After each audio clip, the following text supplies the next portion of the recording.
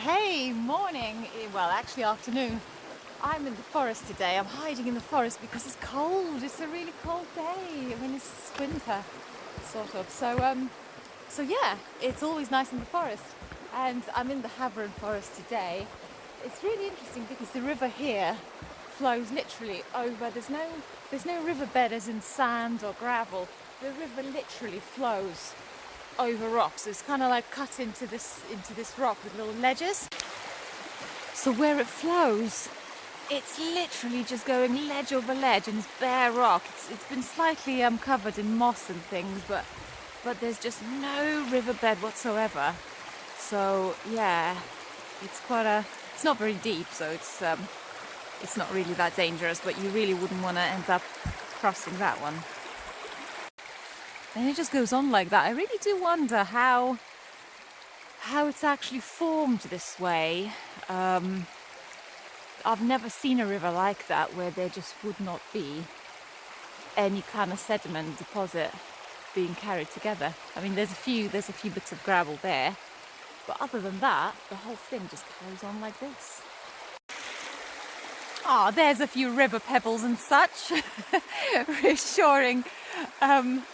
Yeah, I really do miss the summer, or at least the spring, when I can go wild swimming, or you can really enjoy the waters. But for now, let's just go and see. Let's enjoy the forest. But are there any mines, you might ask? I'm not all about mines, but yeah, I'd be lying if I said that there isn't a mine hiding somewhere in this forest. There's actually there's a couple of really remote mines that you can't really just, drive up like you can with some mines and just park up and have a jolly explore. No, you kind of have to hike there. But that's all right, I'm game. So I thought, why not? Let's go and explore something a little bit more remote. Crazy river. Absolutely crazy. Really beautiful though. And a little bit of foam. People ask about the foam. So the kind of foam you see in rivers, and you see it in the sea as well, a lot actually, on the coast. So actually it's organic material. People think it's some kind of chemicals and stuff, but it actually is genuinely all that organic material that just foams up and then gathers somewhere, where it's either on the shore or in this case on a riverbank. So nothing to fear of a bit of foam. Yeah, I do reminisce of the spring and summer when you can go wild swimming and enjoy the water, and like spots like these, it's just amazing. You can just jump in there and really enjoy that. Beautiful clean water. I mean, this is just a dream. And someone clearly has made a little inlet so you could just glide in there. I'm not sure actually how deep it gets in summer, so it's probably a lot less. This is just about as good as it gets, so maybe it's more of just a little plunge. But I mean, my God, look at that.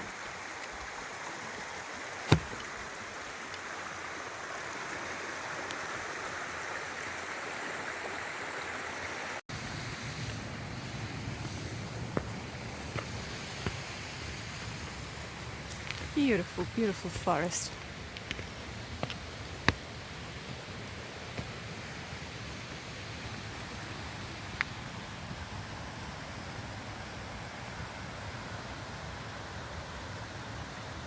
It really is a nice place. You could have a little lunch over there, and then a little swim, a little plunge pool. Stunning. There's actually a really nice bit to this river. Do you see how it's been eroded so smoothly?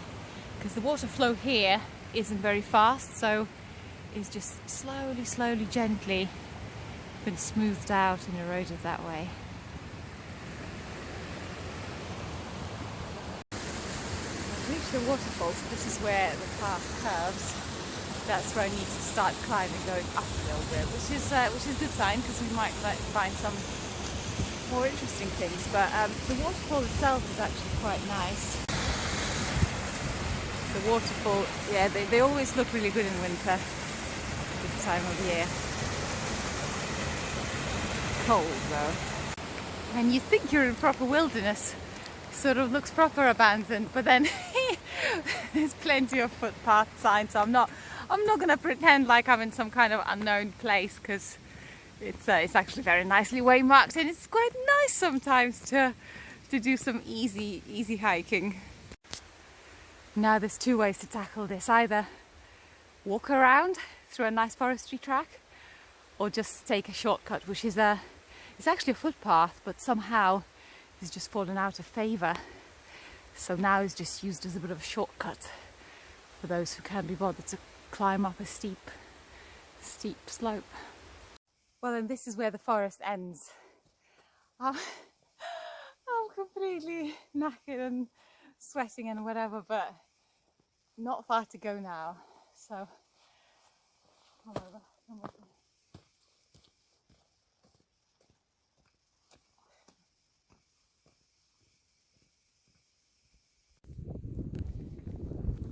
Yeah, here we go, and the landscape unveils some mine ruins.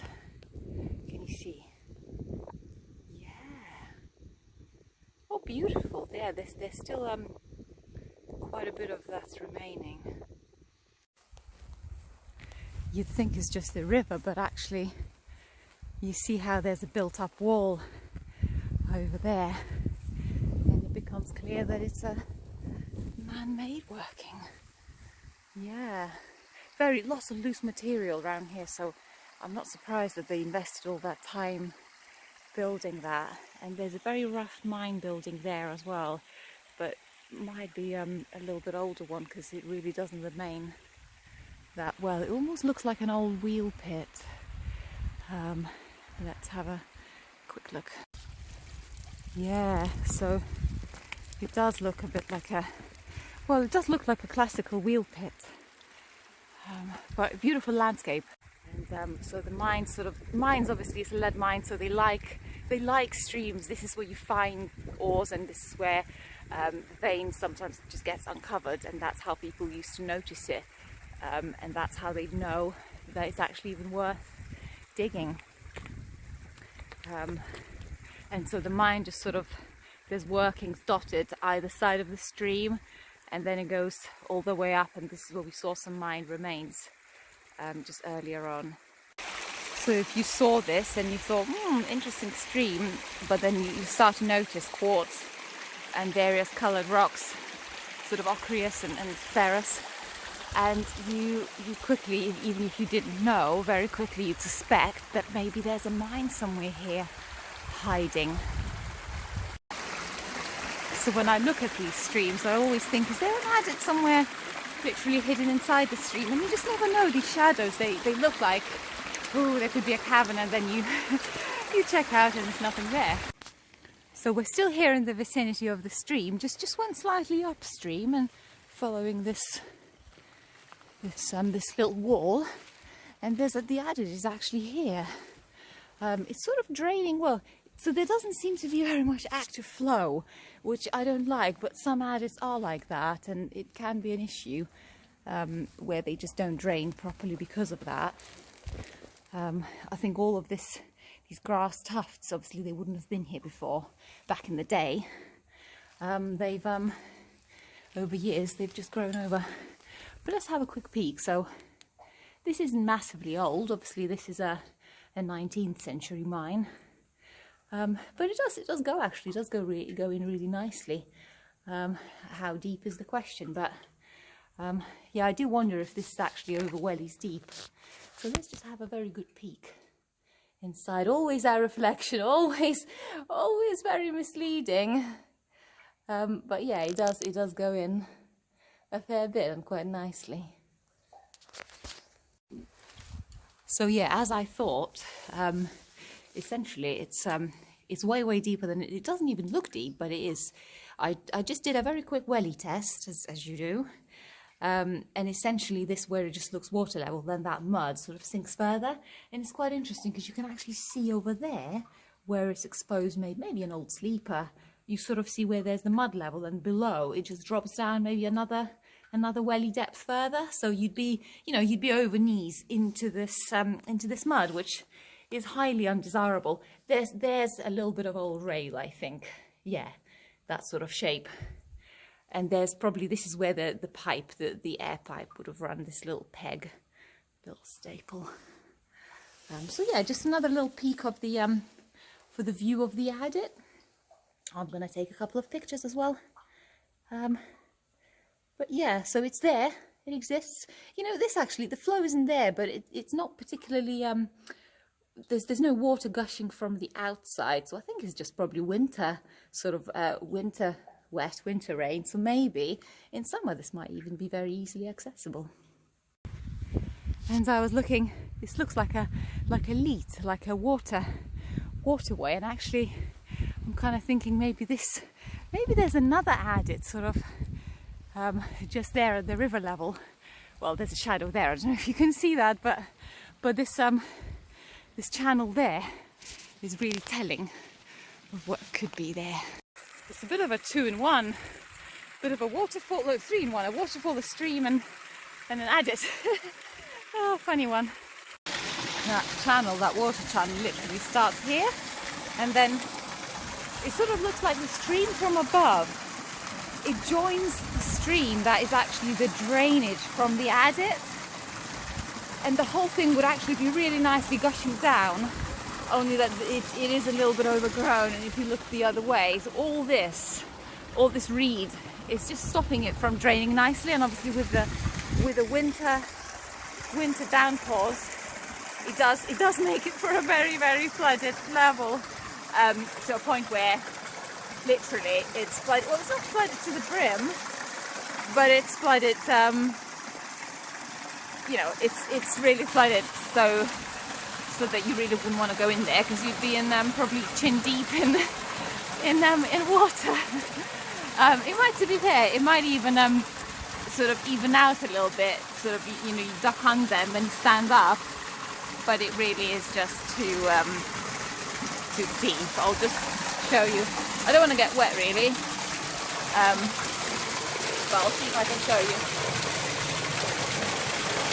Yeah, nicely goes in there, and it looks like curves. So you see how much there is? Maybe about a foot between the water level and the roof of the adit. So it's a wet one, but it's a nice feature. And I'm sorry if you can't hear me very well, because the waterfall is quite this little stream is quite loud. But yeah, I do like the setting, even though I am upset because I can't go in. It's just a recce anyway.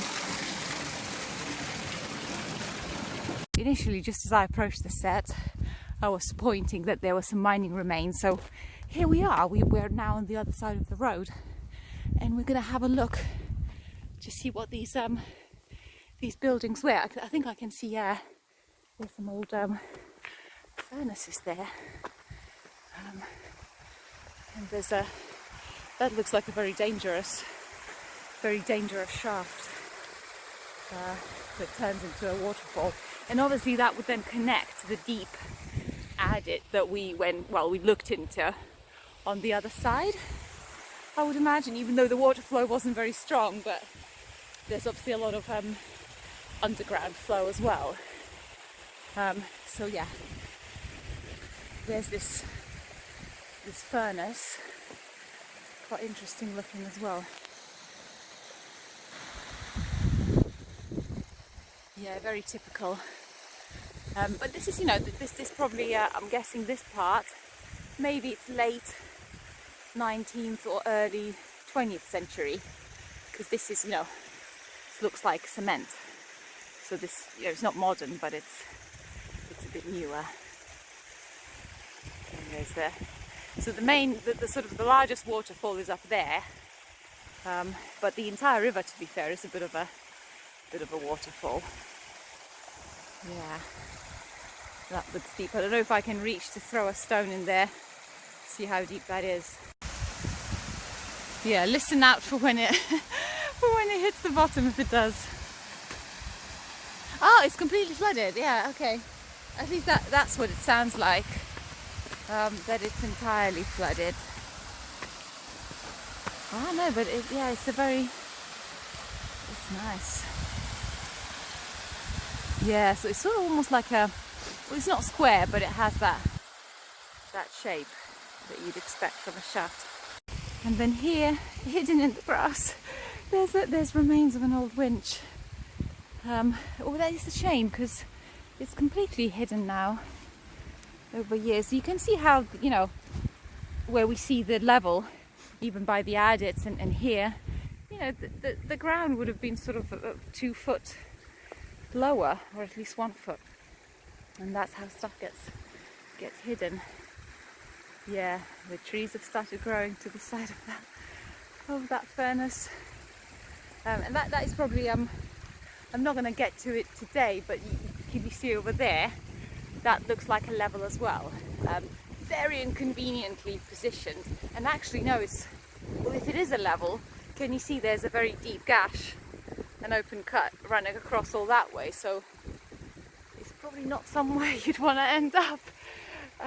And then it just keeps, the stream obviously keeps going up the hill, and this is where, maybe that's where the flat rods would have gone, because you see these rods there, yeah, all the way, so that means there is further level upstream. Well, so my phone's run out of battery, so while I'm charging it, I can't really film for too long, but yes, this is where our journey concludes. We've explored this mine, and now I just need to make the way back. So the mists are rolling in. It's a little bit damp in the air, but the weather's still fairly nice. So I'll catch you soon on another adventure. Take care, and tune in for more. Ta-da!